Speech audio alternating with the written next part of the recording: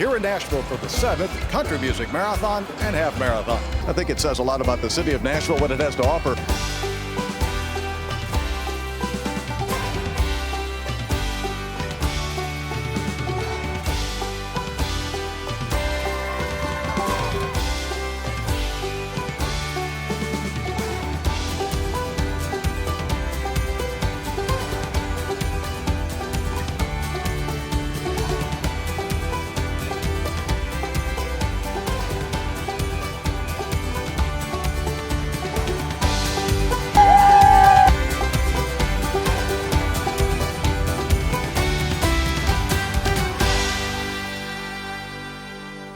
All right, welcome back to the NFM Podcast. Real quick, as always, want to thank our sponsors, T3 Triathlon Gear, Alloy Personal Training, and NutriShop.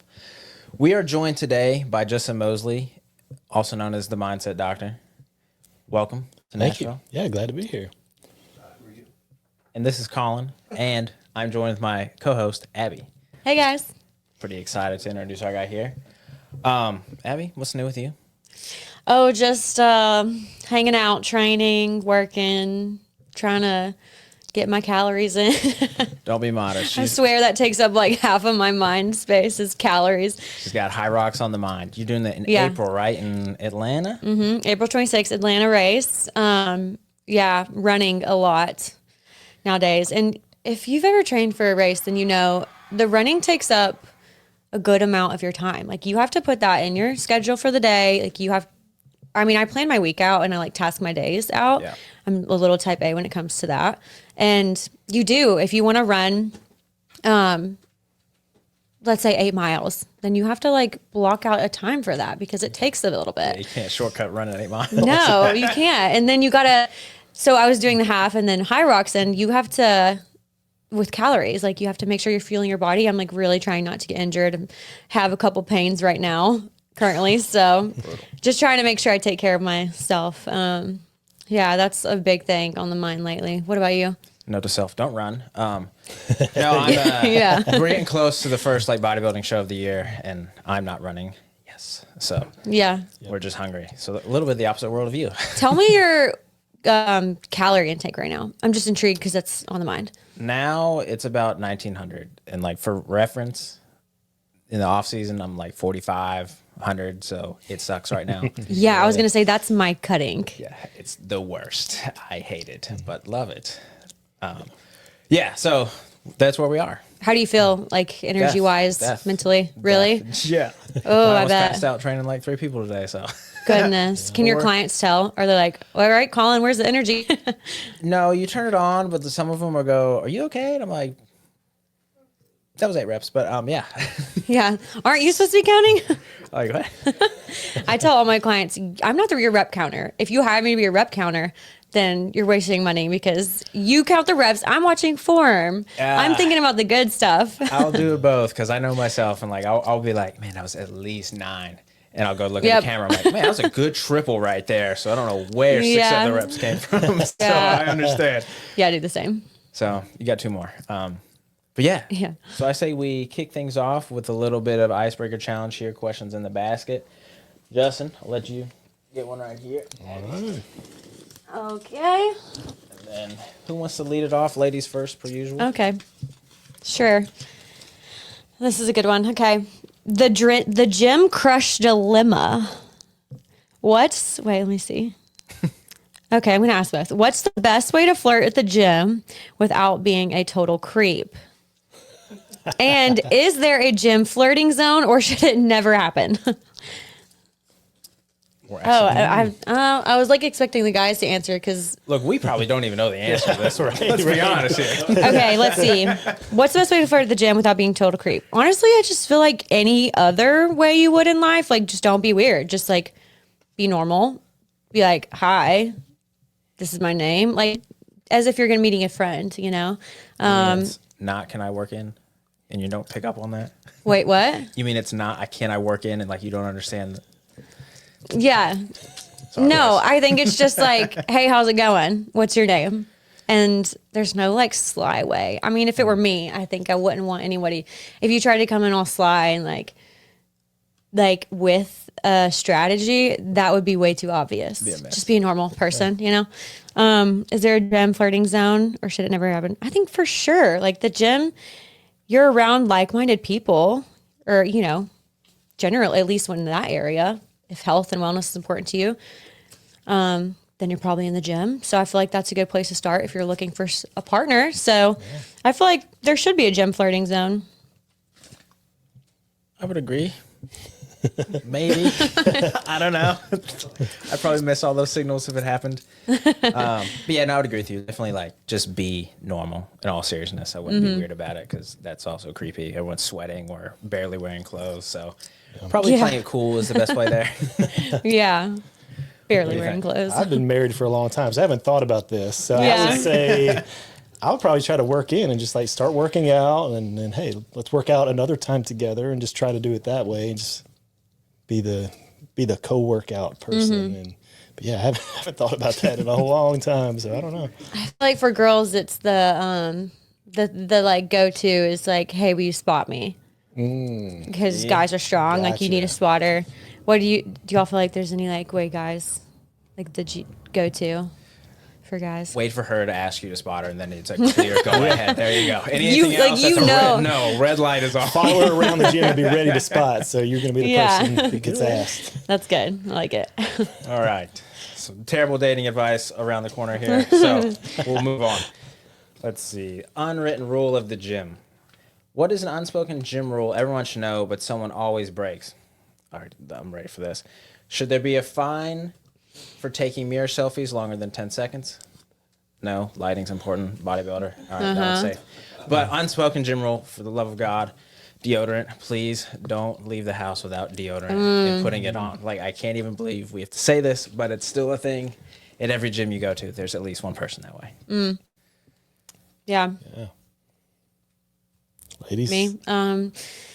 A couple come to mind. I don't want to take them all, but I think everybody knows re-racking your weights and just like putting them in the right spot is really helpful because otherwise you're searching around the gym for something that should be like where with the piece of equipment you're using. But the first thing that came to mind was fragrances, like not wearing perfume to the gym. I feel like I still see girls doing that, like spritzing on their body spray before they go to the gym. And I've just always heard you just don't do that. Like, it's just nobody wants to like get a bunch of perfume when they're trying to like work out and breathing heavy. Totally agree. That was good. So read it to me again. I forgot it. The unspoken gym rule everyone should know, but someone always breaks.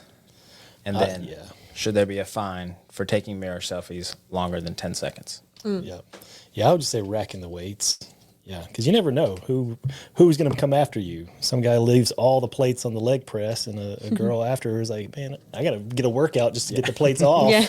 So, yes, I would say that. And then the second part, the fine for mirror selfies longer than 10 seconds. No, you got to get the shot. The lighting, the angles. You're going to see something different depending on what angle you're looking at. So. Normalize mirror selfies. There you go. I like it.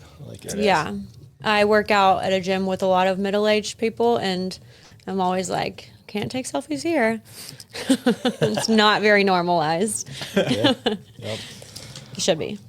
All right, so I got, be honest, have you ever pretended to know how to use a piece of gym or use a machine only to immediately leave when someone looks at you? Okay, so that's one. And then the second one, what's the most intimidating piece of gym equipment?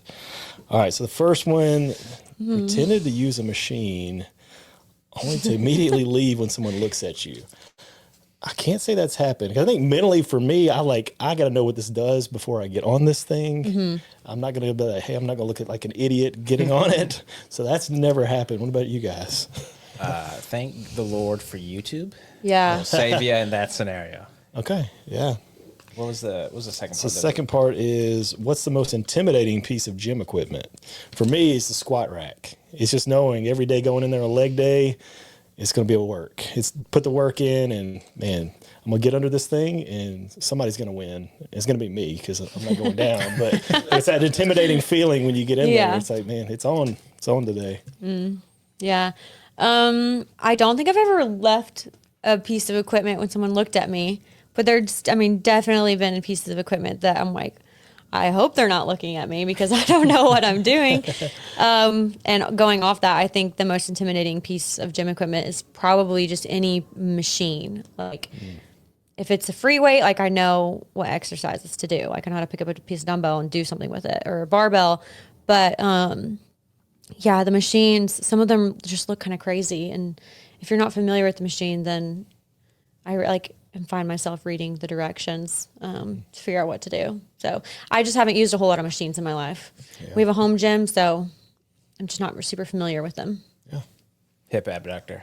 Oh, probably just kidding. No, just kidding. Yeah, that's a good one. I can say like a mean set of hack squat is you're getting in for a rough time, so that's a little intimidating.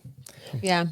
Fun, but you're like, I know where you lead, buddy. Right. Oh yeah. So Justin, we know. Well, I know. Abby knows. The audience may or may not know. Who are you?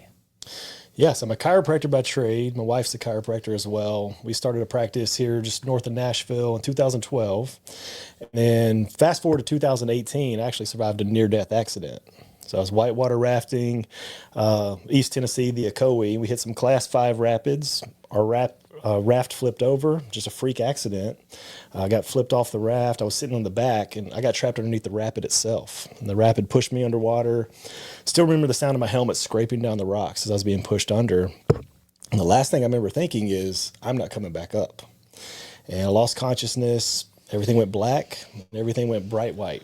Most peaceful, serene feeling I'd ever felt.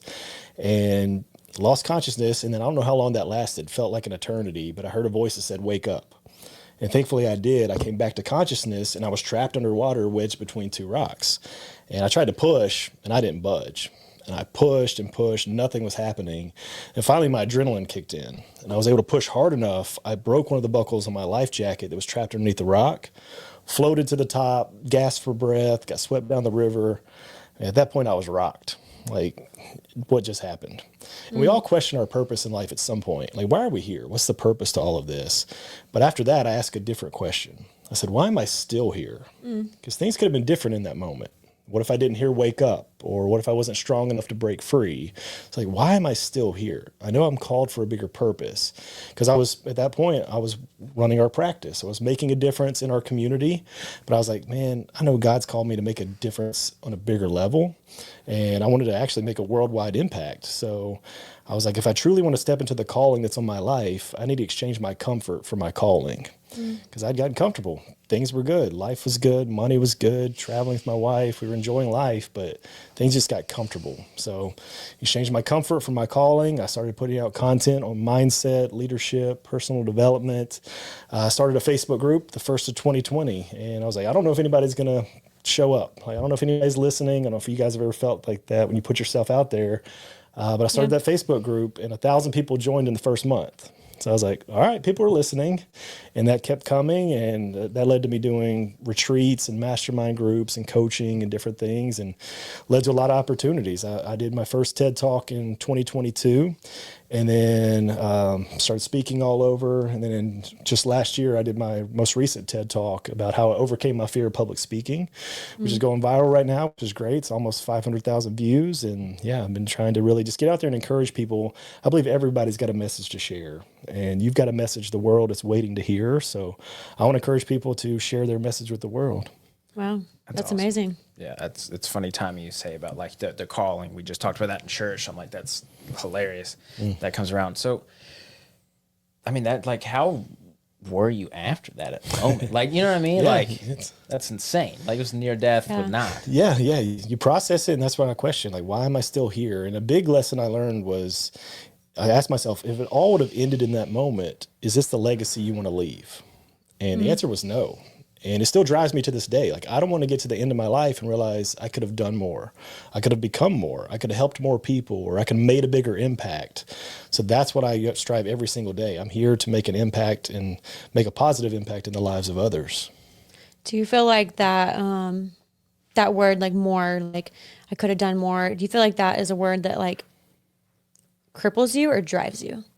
Drives. For Yeah. some people, it overwhelms From how you're them. talking, it seems like Yeah, that. so it's a driver for me. And that's actually my first TED Talk was the secret to having more in life and lessons from my near-death experience. That's what my first TED Talk was on, because I believe a lot of times we settle in life and there's more available to us. And I'm big into personal growth and development. It changed my life, but I truly believe that we can achieve more. It goes back to Jim Rohn back in the day. He said, if you want more, you have to become more. And I think a lot of times we reach a certain level because we become that level, but there's so much more in the tank. If we become better, anything, you can make more money, you can make more impact, you can do a lot more things when you become better yourself. Yeah. Did you have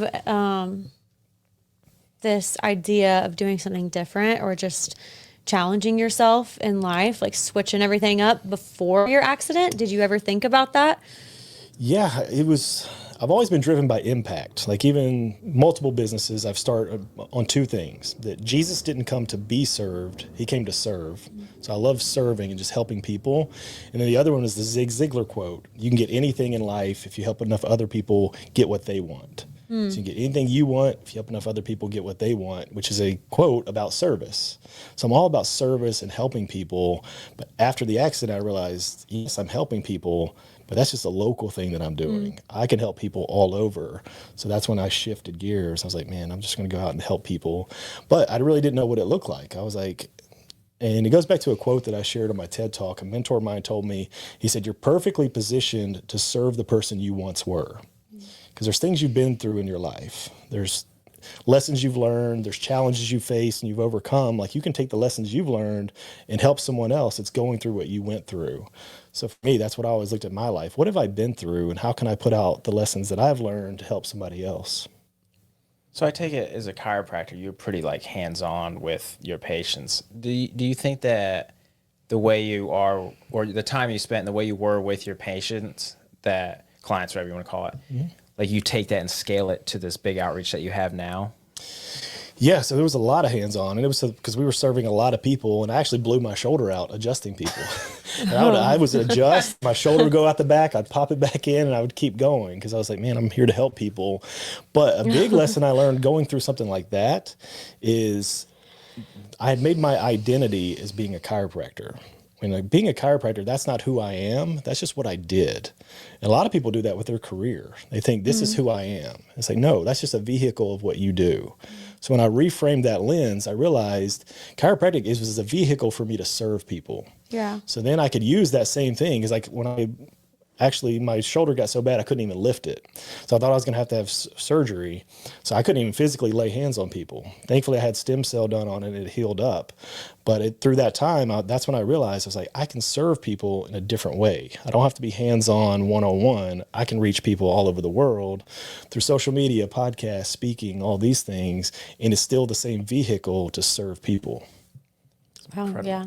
I think that's so powerful. Like when you realize what you said about life, it's not, your identity is not like what you do. It's not what your job, but it is a pathway to meet people. People are all around you. Yeah. And then using that segue to just serve. And I was talking with my boss the other day about, so if we can take the shift off of everything in our little world, like how the world revolves around each of us, and put it on somebody else through service, it just brings a lot of things into perspective. Right. And I think you just naturally start to love people more when you take the time to just notice, like this is Collin in front of me. Like I can think about in their own little world. Yeah. Like I can spend my whole day thinking about everything I have going on, or I can recognize the people around me and, engage in that too. And then it's like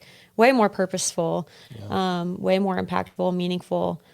So that's super powerful what you said about not just your job. And you could do that in any job. That's what's so cool about it. Right, yeah. And that's powerful what you just shared, because most people aren't used to being seen and heard. Because everybody's just in their own world, thinking about themselves, the problems they have going on, finances, all the things, and they have superficial conversations with people versus being present and asking truly what's going on with them and truly caring about them, making somebody else be seen, heard, and valued is very powerful.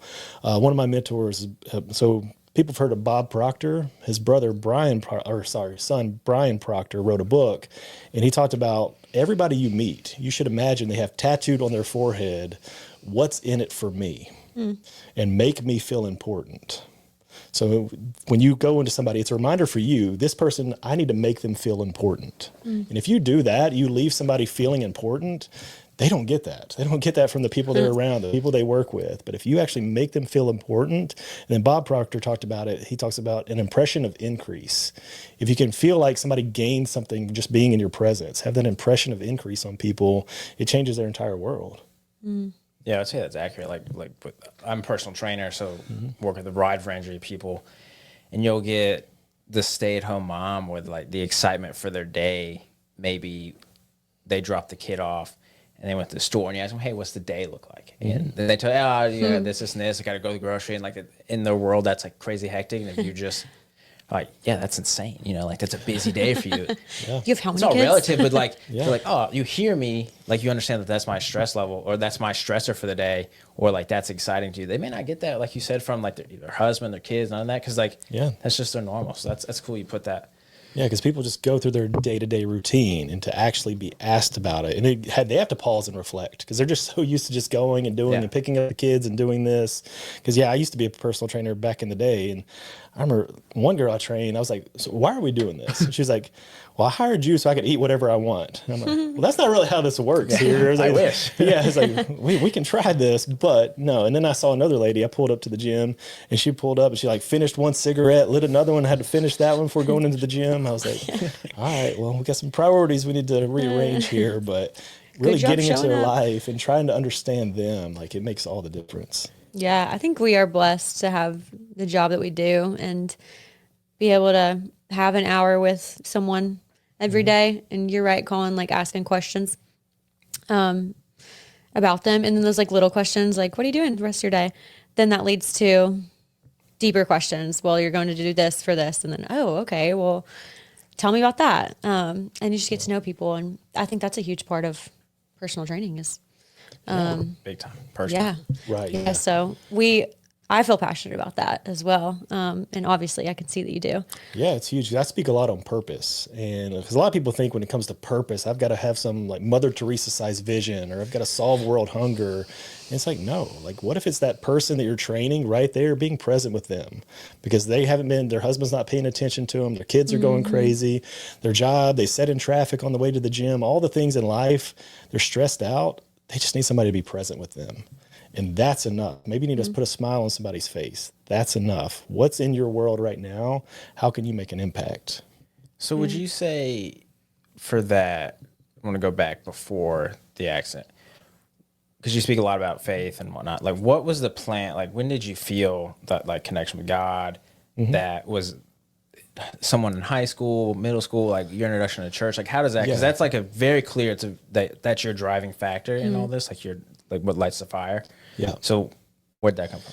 Yeah, and I was blessed. I grew up here in Nashville, so born and raised, which is not a normal thing around here. It's like a lot of people moving in. Unicorns. So yeah, unicorn. But so yeah, my parents they sacrificed. They put me into a Christian school growing up, and so it's been a part of my life all my life, and so that was a blessing. And so just early on, it was huge. Service was impacted on me being at an early age. I could just see the impact when you serve other people, what happens and how you can actually make a difference in people's lives. I think that was the influence early on. Is like, man, that quote that I built business off of, that Jesus didn't come to serve, didn't come to be served, he came to serve. I learned that early on. So that's when it was instilled in high school. Like, I want to serve. Like, one day I'm going to come back to this community because I was blessed and I'm going to be a blessing to other people. Was it just like innate, or was there a specific moment that clicked for you? Wasn't a specific moment then. I think it was just experiences, because we are a product of the people we surround ourselves with. And I think surrounding myself with the right people, the right influences really had an impact on me.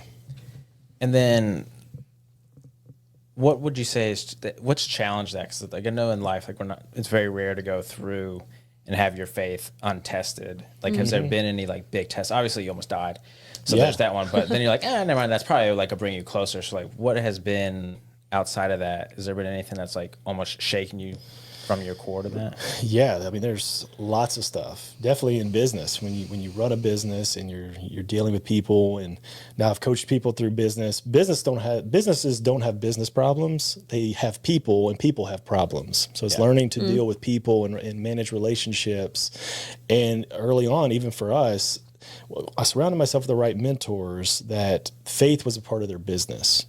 And one of my mentors, a guy came to him one time. He's like, man, you have a great business, but you need to take this faith stuff out, and you would crush it. And he's like, if you don't take the faith stuff out, you're going to fail. And he's like, all right, well then I'm going to fail because I'm going to stay true to my faith. And the dude went out and just built amazing businesses after that. So for me, that was early on a testament to I don't have to be shy about my faith, even in business. Like I can put that forward. I don't push my faith onto anybody else, but I stay true to this is who I am and this is who I'm about. I don't judge other people and where they're at with things either. I just love on people. But faith has been a big part. And yeah, there's been ups and downs along the way, but it is trying to stay true to I know who I am and whose I am. I feel like in my story, I can look back and see the plan. Like I couldn't see it in the beginning, but I can look back and see how the Lord led me to one thing and then the next, and how that led me here, and up to like really pivotal points that changed me and are still changing me. And I just feel we're so on purpose. So have you seen that when it comes to starting out in chiropractics, or even maybe before chiropractics? Yeah. How like that was a part of your story that needed to happen to where you are now? Yeah, and I think that's big for anyone to understand is the choices we make lead us to the path that we're going to end up on. So be very intentional with your choices, but you can always pivot along the way. And I think that's where it's having a vision for your life and realize, where am I going? Because a lot of people don't have a vision. They just go through day to day. They go through their routine.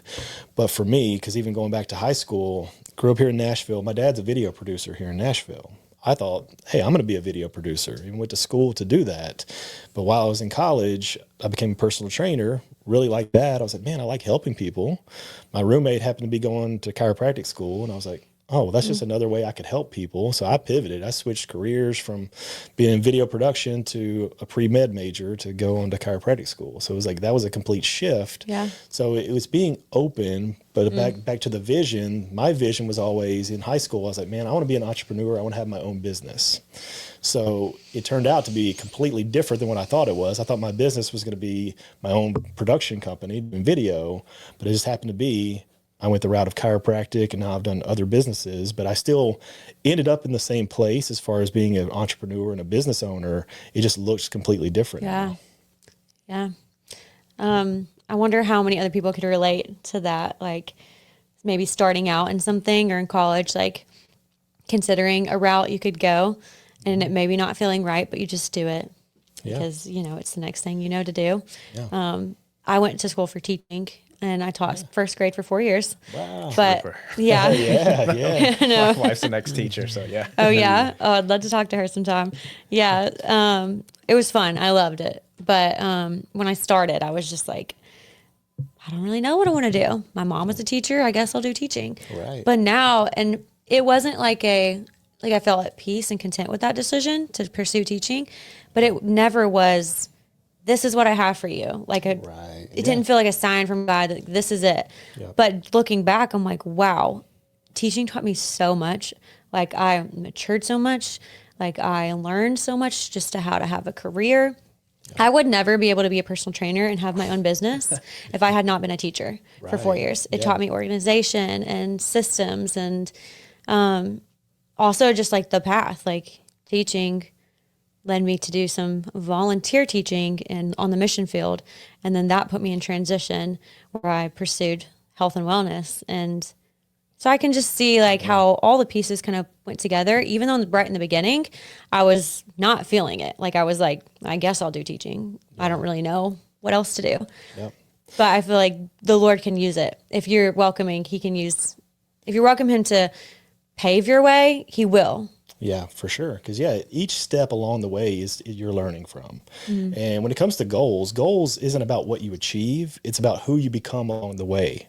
So as you were teaching, you were becoming a different person. You were learning the organizational skills. All the things that you were learning made you a different person. So now that you could go and start a personal training business and do that. So it equipped you with the skills. I think a lot of people don't realize when they're in the moment that that's what's happening. I'm being equipped, I'm learning, I'm growing to do something else. So stay along for the ride because it's coming and it will all start to reveal itself eventually. I'd be remiss if I didn't ask about the TED Talk that's going around. With the fear and the excitement. And you're saying like they feel that it's the exact same response, like physiologically, the way we respond to it. How did you make that connection to switch to be like, oh, wait a minute, like that's it over the course of the different stages, like going to chiropractic school, nearly dying, and then switching? Yeah. So, and the whole reason I did this last TED Talk, and it was just a passion thing that God put on my heart. You need to share this message because I had started speaking for years now, and people would come up to me and be like, man, that's awesome. I love what you're doing. I wish I could speak. It's just not for me. I can't get up there. I'm afraid.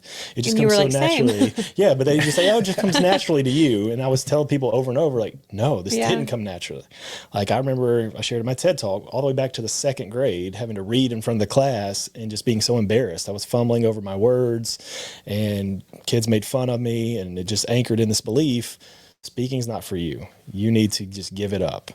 So fast forward college, took a speech class, almost failed a speech class because I had a panic attack during my speech. So that continued to anchor in. Speaking's not for you.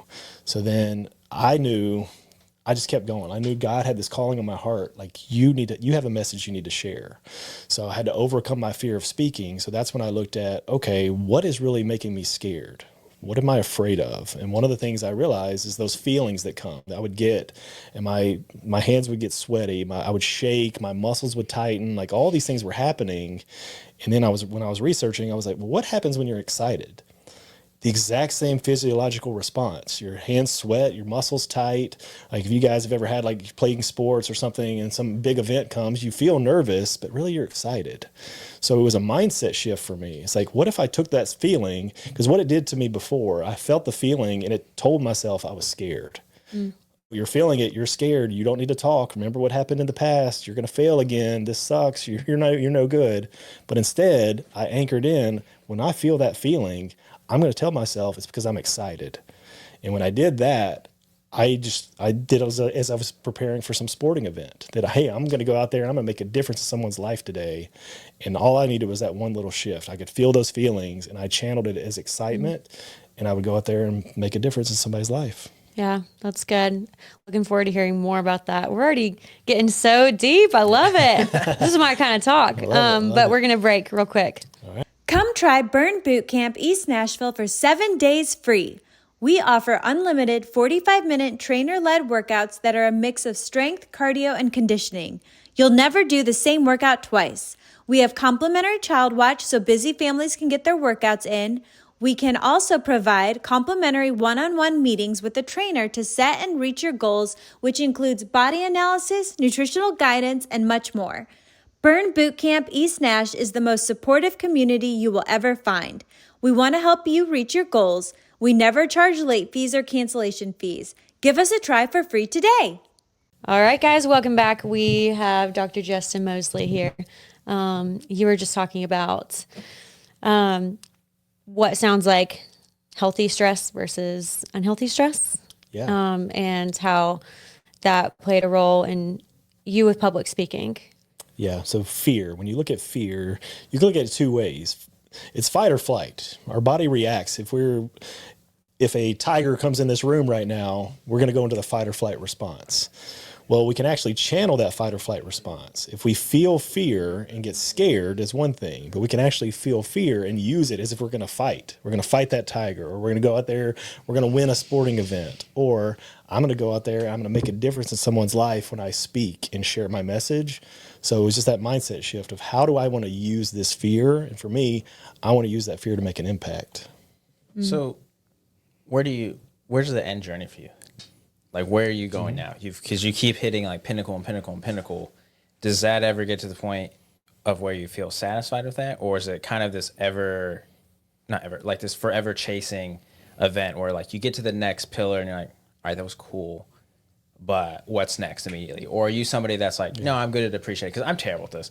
I'll check a thing off my box and I'm like, okay, what's next? Like, literally don't even stop to pause and think that was cool. You did, Soak it in. this, that. I'm just like, all right, something else. Like, I don't know if it's just being so process oriented, like that's more exciting than the end result. Like, where are you with that? Yeah, and I used to be like that too. You just check it off, you set the goal, you hit it. And I remember you talking about the bodybuilding show earlier. You're getting ready for.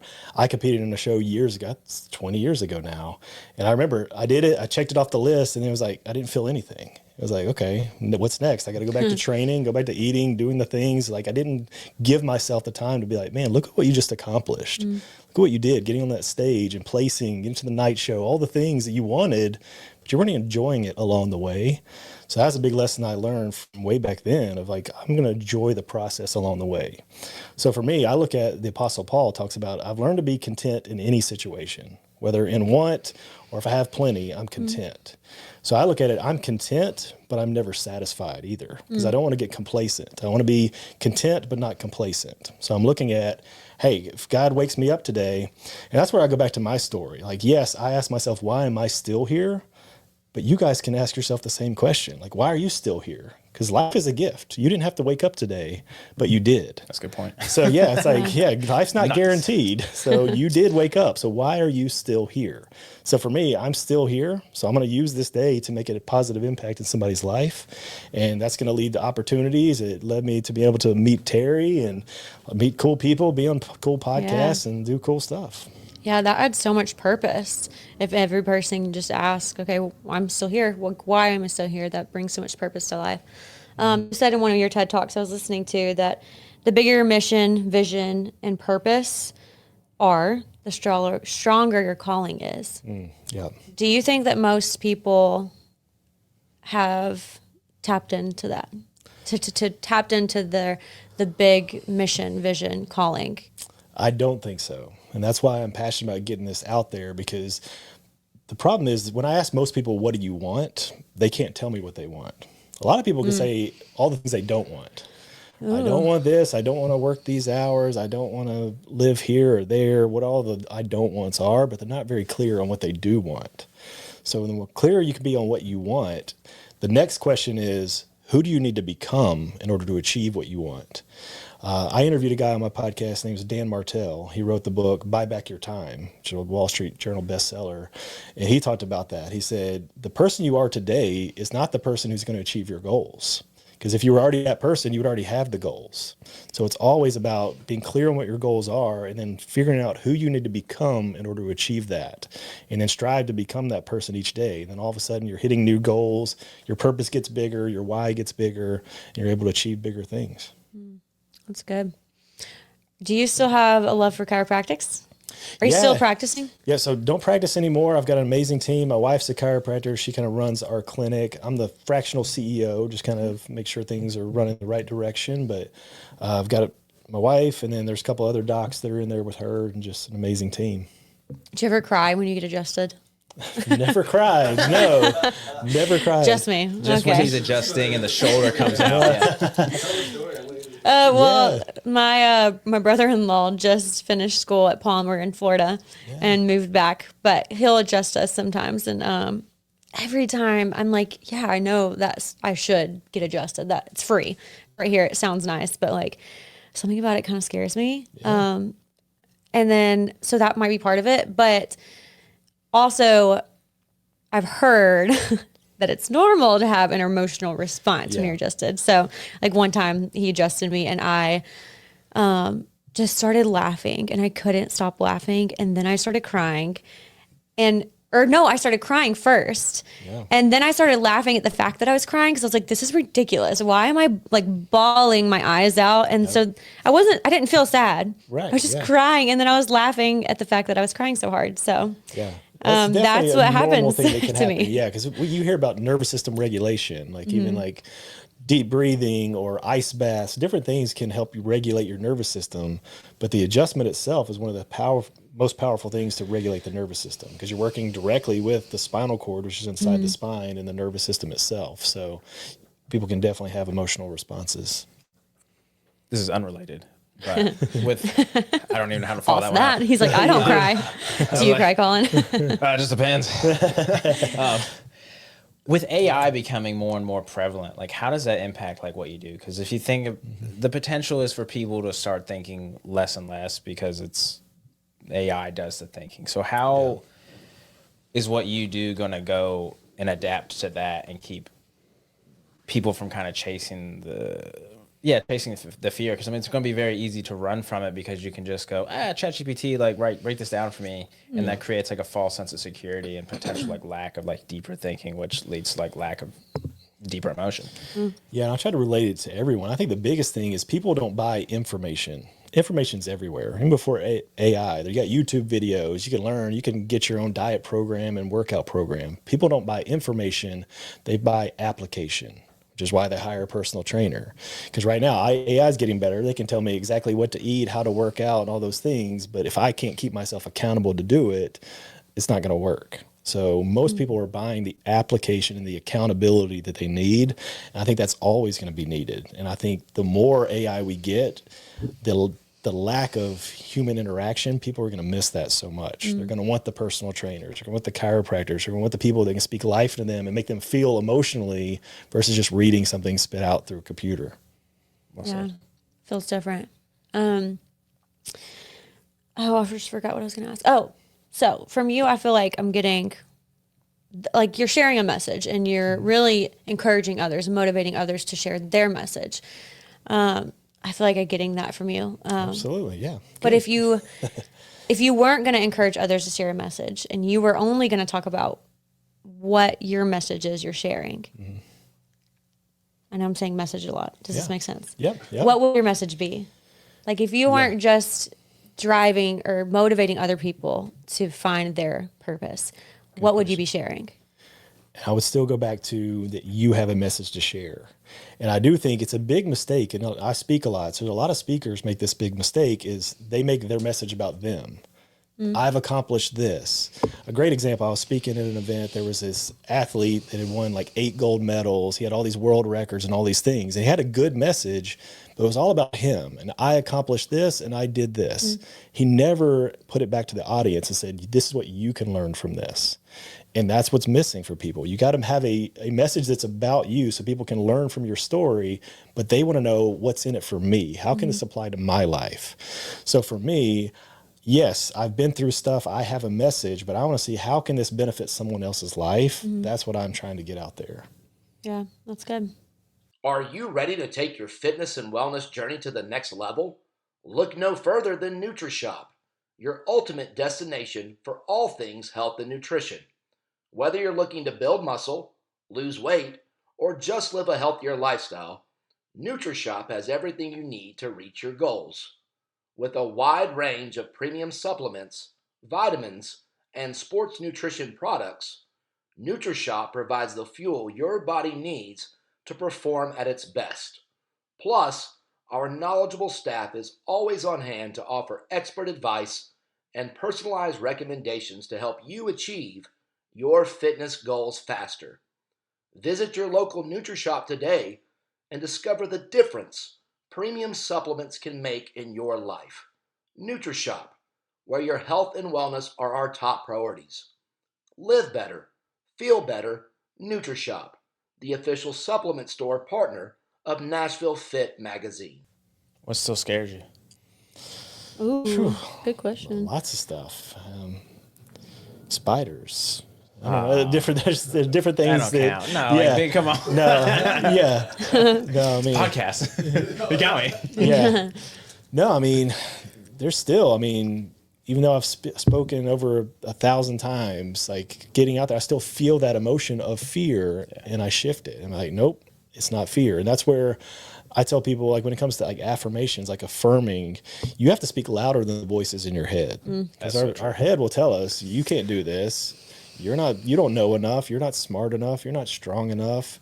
All the things, like you have to overcome that. So I still have those fears, doubts, worries that come up, but I speak louder than those. I got one. Okay, so people that hear you talk, buy your works, all that jazz. What's the one thing they do, but they like just take your message like completely wrong, and you're like, did you like what? That's how I felt teaching first grade. Yeah, I bet you did. Green, that's red. Yeah. Yeah. I think like if I talk about affirmations like I just did, a lot of people think that I can just say some words and I'm going to feel a bit different. And really most people do affirmations wrong. The whole point of doing an affirmation is to change the way you're feeling and change your state. And you guys know with working out, like your mind plays tricks on you. Like if you're not in the right mental state, you're not going to have a good workout. But you could not be feeling it. There's lots of times I don't want to go to the gym. I'm tired, I'm exhausted. But if I shift my mind and I get myself in the right place and I go into the gym, I've never regretted actually doing the workout. I've regretted not doing it before because I didn't show up, but I've never regretted, no matter how tired I am, exhausted, once I got there, I never regretted a workout. So I think for me, it's the people take it wrong thinking I can just say some words and feel different. It's like, no, you got to put yourself in a place that changes your state, your physiology. And when your physiology changes, your whole mental state changes and actually can make you go and take action. Because at the end of the day, the only thing that gets results is the action you take. But we've got to start in our own mind because it's our thoughts and our feelings dictate the action we take. So if we don't get ourselves to take action, we don't go to the gym. We don't make the decisions. We don't do the things we need to do that are necessary. But it all goes back to thoughts, feelings, and actions. You said you're you're coaching. Is that like life coaching or personal training? No, it's been business and life mindset coaching. Yeah. Gotcha. Going off your affirmations, and before we land the plane, I have to ask, going off affirmations and like what you tell yourself and just like starting here, do you have like a bedtime routine? And in your bedtime routine, do you brain dump? Like, right? Yeah, it's a great question because I believe we've all heard about morning routines. And I believe they're important. A morning routine can set up your day, but more important, your evening routine can set up your life. Because, and that's what they call me, the mindset doctor. I love talking about this stuff. We can go into the science and all the things, but as you fall asleep, your subconscious mind starts to process everything. So that's why it's good to brain dump before you go to sleep. But one of the best things that you can do is actually create a scene of what you want to happen. And I'll give you a perfect example. Before I did my first TED Talk, I actually had a scene, and it could be a short scene, 2 minutes, but I visualized myself being on the stage, standing in that red circle and doing my TED Talk. But you got to make it real. You got to vividly imagine, not just see it. You got to feel it. I could feel the heat of the lights coming down. I could hear the echo of the microphone as I was talking. The more you can make it real, the more your mind can't tell the difference between something real and something vividly imagined. And I'll share one of the studies I really like is they took people that couldn't play piano and they taught them one-handed piano exercises. So they had one group, you're going to play these exercises every day for 30 days. The other group, they said, you're not going to touch a piano, but you're going to vividly imagine you're going to play. You're going to sit there and you're going to visualize what it feels like every single day. You're not going to touch a piano. At the end of those 30 days, both groups, people that played and the people that didn't touch a piano, got the exact same proficiency. And they did a functional MRI of their brains. The same parts of the brain of each group was firing, whether they were actually playing or just vividly imagining doing it. That's wild. That's the power of the mind. So before you fall asleep, let's say you want to learn a new skill. You want to win a bodybuilding show. There's things that you can do in your mind. Go ahead and put yourself on that stage holding that trophy up. For me, it was already becoming a TEDx speaker before I ever did it. And people ask me that a lot, like, when did you become a speaker? I became a speaker in my mind long before I stepped on a stage. Because it helped me overcome the fear. It helped me actually get the confidence to speak on stages. So for my evening routine, it's whatever I'm accomplishing next, that's what my scene is. And I'm just vividly imagining it's already happened. And not that it's going to happen. Not one day I'm going to be a TEDx speaker. It was like, nope, it's already happened. And the more you can condition yourself to believe it, then you're going to achieve it. Yeah, I asked because I've just recently started doing that. There's just so much in the brain, and sleep is so important. And I feel like you have the whole day's worth up there, and then I used to never really think about a like evening routine, just the morning routine, like you said. So being able to like get it all out on paper, and then even like knowing it's going to get done tomorrow or another day of the week, just really relaxes, and then allows more space for the creativity and like the more purpose, like the visions I have, like the things that excite me. Yeah. So I have like a little Amazon brain dump journal thing I got. Yeah. Yeah, it's powerful. Get it all out. Because if not, we try to consciously solve the problems. And we're in our conscious mind. Throughout the day, we're mostly in beta brainwaves. Beta is the go, go, go, get stuff done. To sleep, we have to go from beta down to alpha, into theta, into delta. Those are our sleep waves. Well, if we're stuck in our conscious mind trying to figure out problems, our brain waves aren't allowing us to sleep. So if you can brain dump and get that out, it allows you to go down into alpha first, which is where you actually solve problems anyways. So you get it out, allow your mind to start to calm down. A lot of times you wake up with the answer to the problem you were trying to solve. So let yourself get down into alpha, and then when you get into theta and delta, that's when your brain can actually shut off and actually go to sleep. Yeah, cool. Right, got anything else, Collin? You got a bedtime routine? At the moment, I just crash. Yeah. Ninja creamy in bed. There you go. Yeah, all that low energy. No, that imagery stuff is so cool. I know they use that like in colleges with like all the strength and conditioning programs. That stuff's like legit powerful. For sure. Yeah. Another study I like is they took people and they tested their free throw shooting. And they took 3 different groups. First group, you're going to shoot free throws for 30 days. Second group, you're not going to touch a basketball. Third group, you're not going to touch a basketball, but you're going to vividly imagine doing it. Crazy. Feel what it feels like. You're going to sit there in a chair, but you're going to feel what it feels like to hold the basketball. Hear the sound of it as you dribble.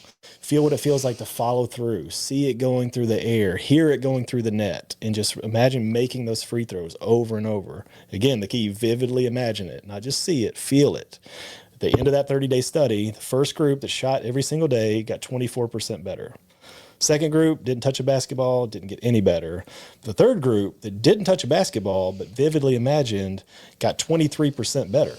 Only 1% off from the people that shot every single day. That's the power of the mind. You can't tell the difference between something vividly imagined and something that's real. This is giving me hope for our adult softball league. There you go. You got to get everybody on the same page. Yeah. Let's start doing this I got together. put at third base the other day, and I was like, why am I at third base? And I was picturing, I was like, okay, what do I see other people do at third base? What makes sense? So it's good to know. You That's just think about it, you get better. Power of the mind right there. Big time. All right. Well, thank you, Justin, so much for coming on the podcast and sharing your story. Truly amazing. Listeners, thanks for tuning in. And we are on all the platforms. So YouTube, Instagram. What else, Collin? Justin, where can they find you? Instagram's a big one, at Dr. Justin Moseley, or you can go to drjustinmoseley.com. And you can find my TED Talks. Just go to YouTube, Justin Moseley. You'll see Justin Moseley TED Talk. Sweet. Fantastic. All right. Appreciate We'll it. see you guys next time.